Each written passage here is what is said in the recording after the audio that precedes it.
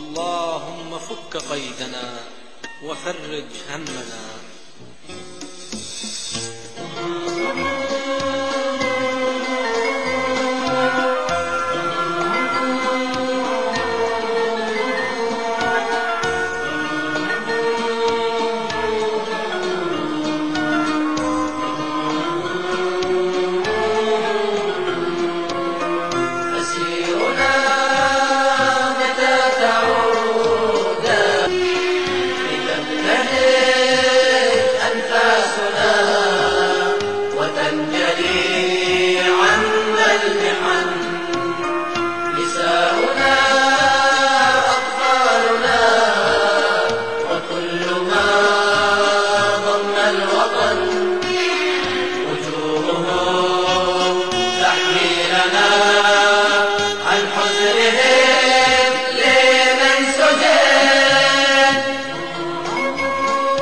بالاسم حسن بشيمة والدكتور السنقيس قال هؤلاء مستهدفون.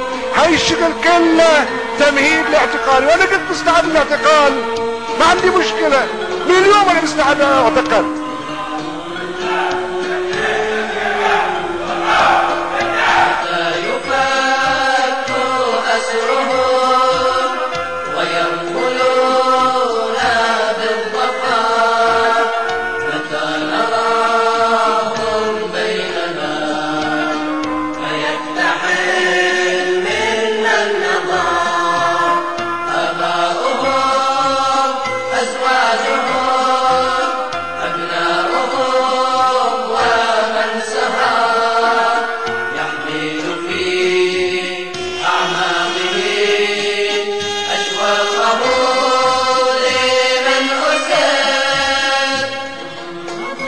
صاد الاعتداء الجنسي، ورحت عند الطبيب الشرعي، والطبيب الشرعي اثبت قال لنا في اعتداء جنسي.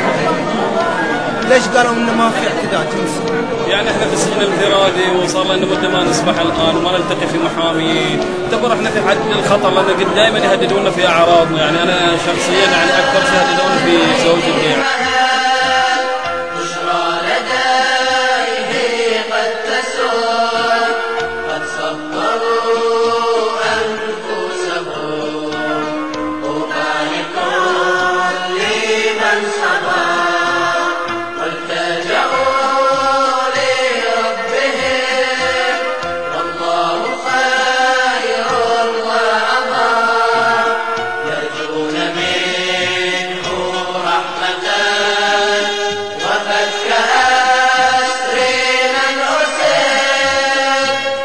اليوم احنا شعب البحرين مبتلى بماذا؟ مبتلى بحكومة.